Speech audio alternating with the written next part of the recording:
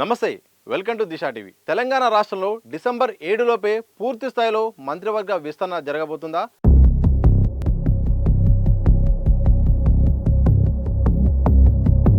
మహారాష్ట్ర ఎన్నికల ఫలితాల తర్వాత ఏఐసీసీ ఈ అంశంపై దృష్టి పెట్టనుందా?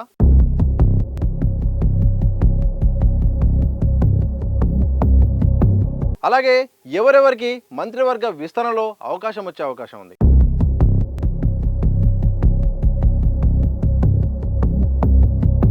ఇలాంటి ఎన్నో అంశాలు అయితే చర్చకు వస్తున్నాయి. ఈ పాటికే అంటే ప్రభుత్వం ఏర్పడి సంవత్సరం అవుతుంది. మొదటి 6 నెలలలోపే పూర్తి స్థాయిలో మంత్రివర్గ విస్తరణ జరుగుతుందని పెద్ద ఎత్తున చర్చ జరిగింది, వార్తలు వచ్చాయి. కానీ కొన్ని అనివార్య కారణాల వల్ల అంటే రాజకీయ సమీకరణల కారణంగా, ఎమ్మెల్యేల పేర్లు కారణంగా, అలాగే కుల సమీకరణ కారణంగా ఏఐసీసీ పెద్దలు సకాలంలో దీనిపై దృష్టి పెట్టక, అలాగే సరైన అంటే సయోధ్య కూరక నాయకుల మధ్య కూడా సయోధ్య కూరక పేర్ల విషయంలో కానీ అభ్యంతరాల విషయాల్లో చాలా ఆలస్యమైంది. ఆ ఆలస్యం పెరుగుతూ ఏడాది వరకు వచ్చింది. మరోవైపు ఇక పక్క రాష్ట్రాల్లో ఎన్నికల కారణంగా ఏఐసీసీ ఈ అంశాన్ని అయితే పెండింగ్లో పెట్టింది. ఇటు మహారాష్ట్ర ఎన్నికలు అయితేంది, జార్ఖండ్ ఎన్నికలు అయితేంది, ఇలా హర్యానా ఎన్నికల నేపథ్యంలో ఈ అంశం కూడా పెండింగ్లో ఉండిపోయింది. ఇక 2 రాష్ట్రాల ఎన్నికలు పూర్తయ్యాయి. ఈ 23వ తారీఖు ఫలితాలు రాబోతున్నాయి. ఈ ఫలితాల తర్వాత ఇక ఏఐసీసీ పూర్తి స్థాయిలో దృష్టి పెట్టినట్టు తెలుస్తుంది. తెలంగాణ రాష్ట్రంలో 18 వరకు మనకు ఇక్కడైతే క్యాబినెట్లో అవకాశం ఉంది. ఇప్పటికే 12 మందికి సంబంధించిన మంత్రులు కూడా ఇప్పుడు ఉన్నారు. మరో 6 స్థానాలు ఖాళీగా ఉన్నాయి. ఈ 6 స్థానాలు ఎవరికి దక్కనున్నాయి, ఏ ప్రాతిపదికన కేటాయించనున్నారు, ఎలాంటి అంశాలు చర్చకు వచ్చే అవకాశం ఉంది, ఇలాంటివే ఇప్పుడు ప్రధానంగా ఇప్పుడు చర్చ నడుస్తోంది. ఇక 6గురు విషయానికి వస్తే కులాల ప్రాతిపదిక నేపథ్యంలో మాత్రం ఇద్దరికి రెడ్లకు వచ్చే అవకాశం ఉంది. ఒక బీసీకి, ఒక ఎస్సీకి, ఒక ఎస్టీకి, ఒక మైనార్టీకి, అంటే 6 స్థానాల్లో 2 రెడ్లకు వెళ్ళే అవకాశం ఉంది. ఇక బీసీ నేతకైతే ఇచ్చే అవకాశం కనిపిస్తోంది. ఇది కులాల వారిగా. ఇక ప్రాంతాల వారిగా చూస్తే హైదరాబాద్, రంగారెడ్డి, ఆదిలాబాద్, నిజామాబాద్ ఈ 4 పేర్లు వినిపిస్తున్నాయి. దాంతోపాటు ఈ యొక్క నల్గొండ పేరు కూడా వినిపిస్తూ ఉంది. సో నల్గొండ నుండే ఎక్కువగా పోటీ ఉంది. ఇప్పటికే నల్గొండ నుండి 2 మంత్రులు అయితే ఉన్నారు. దాంతో మరొకరికి ఛాన్స్ కావాలని అయితే దాదాపు 4 నుండి 5 ఎమ్మెల్యేలు అయితే పోటీ పడుతున్నారు. దాంట్లో కూడా సమీకరణాలు ఉన్నాయి. ఇటు వేముల వీరేశం ఎస్సీ సామాజిక వర్గం నుండి నాకు మంత్రి పదవి కావాలంటున్నారు. మరోవైపు కోమటిరెడ్డి రాజగోపాల్ రెడ్డి నేను బీజేపీ నుండి కాంగ్రెస్లో చేరేటప్పుడే నాకు పెద్దలు హామీ ఇచ్చారు, ప్రభుత్వం వస్తే నాకు మంత్రి పదవి ఇస్తామని కూడా ఆఫర్ ఇచ్చారని కూడా ఆయన బహిరంగంగా చెప్తున్నారు.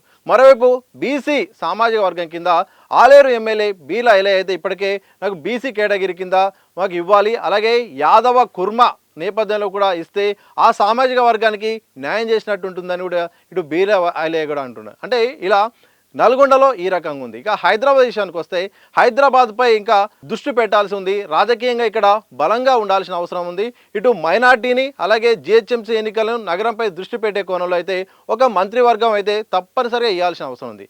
ఈ లెక్కన చూస్తే హైదరాబాద్ విషయానికి వస్తే మైనార్టీకి దక్కే అవకాశాలు కనిపిస్తుంది. అమీర్ అలీ ఖాన్ ఎమ్మెల్సీకి అయితే అవకాశం కనిపిస్తోంది. ఇక రంగారెడ్డి విషయానికి వస్తే 2 పేర్లు ప్రధానంగా కనిపిస్తున్నాయి. ఇటు ఇబ్రహీంపట్నం ఎమ్మెల్యే మల్లెడ్డి రంగారెడ్డి ఉన్నారు, అలాగే పరిగి ఎమ్మెల్యే రామ్మోహన్ రెడ్డి ఉన్నారు. 2 కూడా పోటీ పడుతున్నారు. మంత్రివర్గం ఎట్టి పరిస్థితుల్లో ఈసారి రావాలని కూడా పెద్ద ఎత్తున చర్చ జరుగుతుంది. ఇటు రేవంత్ రెడ్డికి సన్నిహితంగా ఉన్న నేపథ్యంలో వాళ్ళు కూడా మాకు అవకాశం ఇవ్వాలని కూడా కోరినట్టు తెలుస్తూ ఉంది. మరోవైపు నిజామాబాద్ విషయానికి వస్తే దాదాపు సీనియర్ కాంగ్రెస్ నేత అలాగే ఇక్కడ ఎమ్మెల్యే సుదర్శన్ రెడ్డి పేరు ఖరారైనట్టే తెలుస్తూ ఉంది. ఆ జిల్లా నుండి ప్రాతినిధ్యం ఇవ్వాల్సిన అవసరం ఉన్న నేపథ్యంలో సీనియారిటీ దృష్టిలో పెట్టుకొని ఆయన పేరే వినిపిస్తుంది. కానీ అక్కడ కూడా నాకు మంత్రివర్గంలో నాకు కూడా చోటు ఇవ్వాలి, నేను కూడా కష్టపడుతున్నాను, అవకాశం ఇవ్వాలని కూడా ఎల్లారెడ్డి ఎమ్మెల్యే ఎక్కడైతే మదన్ మోహన్ రావు తీవ్రంగా లాబింగ్ చేస్తున్నట్టు, తీవ్రంగా ప్రయత్నాలు చేస్తున్నట్టు తెలుస్తుంది. మరి ఎవరికి ఇస్తారో తెలియాలి. ఇక ఆదిలాబాద్ విషయానికి వస్తే ఇటు కాకా సంబంధించిన కుటుంబ సభ్యులైతే ఇక్కడ పోటీలో ఉన్నారు.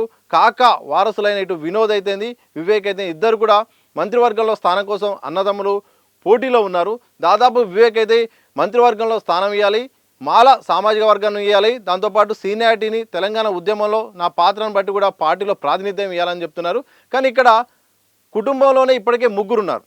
ఇది ఒక పెద్ద సమస్యగా మారింది వివేక్. ఇటు తమ్ముడు ఇటు ఎమ్మెల్యేగా ఉన్నాడు, అలాగే కొడుకు ఎంపీ అయ్యారు. ఇప్పటికే మాల సామాజిక వర్గం అని ఇటు చాలామంది ఎస్సీ సంబంధించిన వాళ్ళు కూడా పెద్ద ఎత్తున కాంగ్రెస్లో మాదిగ సంబంధించిన వాళ్ళు కూడా పెద్ద ఎత్తున ఆరోపణలు చేస్తున్నారు బహిరంగానే.